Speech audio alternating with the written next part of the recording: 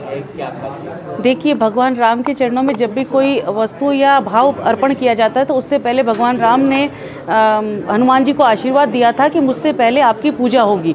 तो उससे पहले हम गदा का यहाँ पर समर्पण करने आए हैं। पहले प्रारंभ में हम गदा लेकर आए हैं और यहाँ पर भी अयोध्या में भी कोतवाल के रूप में हनुमान जी को माना जाता है। तो उसी स्वरूप में पहले हनुमान गदा का प्रवेश करवाया गया, उसका पूजन अर्चन होते हुए आया और अभी रामधनुष पहुँच रहा है अयोध्या में।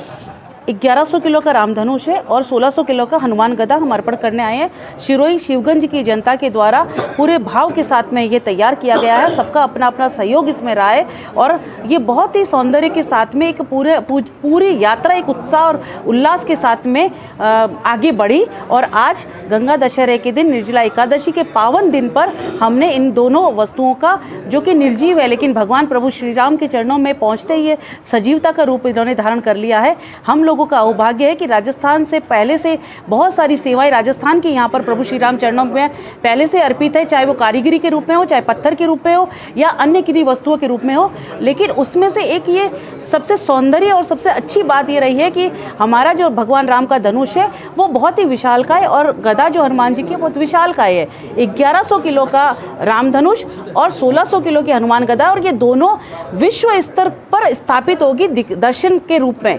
तो उनके प्रांगण में जब ये होगा तो हमारा आस्था का प्रभाव हमें राजस्थान को याद किया जाएगा। क्या विशेषता है? कितने दिन लगे इसको बनाने में? कितने दिन लगे? क्या विशेषता है? देखिए, सबसे पहली विशेषता है तो कि राजस्थान का भाव आपको दिखाई देगा कि राजस्थान के भाव में जब भी कुछ भी किया जाता है तो एक अपने आप में अद्भुत और अद्वितीय होता है, और उसी भाव के साथ में हम इसे अर्पण करने आए हैं। पंच धातु से इसका निर्माण किया गया है, काफी विशाल है। आप उसे जब देखेंगे तो आपको भी बड़ी प्रसन्नता होगी। बनाने में कितने दिन लगा? रामनवमी से लगातार कार्य चल रहा है। 2 दर्जन से ज़्यादा कारीगर उस पर लगातार रात दिन एक किए हुए हैं। हफ्ते भर से हमें कारीगर बढ़ाने पड़े क्योंकि 12 तारीख की हमारी डेट जो थी प्रस्थान की वो निश्चित थी, और वहाँ पर चंपत राय जी स्वयं वहाँ पर पधारे और उन्होंने, और वहाँ के विश्व हिंदू परिषद के राजा राम जी भाई साहब जो हमारे संगठन मंत्री है उनके और वहाँ के जो मंत्रीगण हैं उनके द्वारा वहाँ से हरी झंडी की बजाय केसरिया झंडी के द्वारा हम लोगों ने रथ को वहाँ से रवाना करवाया।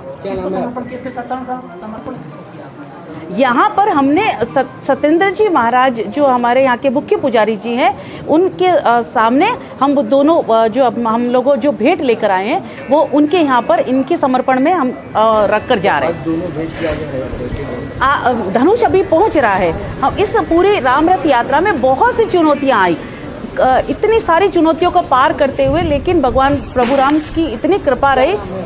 आचार्य दीदी डॉक्टर सरस्वती देवकृष्ण गौड़, तो उनकी कृपा से हम वो चीज़ संपूर्ण कर पाए कि जो डेट हमने निर्धारित की थी 16 तारीख की, उसी दिन को हम यहाँ पर उसे अर्पण कर पाए। और जहाँ से बना, जिस रूप से बना और जिस श्रद्धा और विश्वास के साथ बना, ये सब की आपने सुन चुके हैं।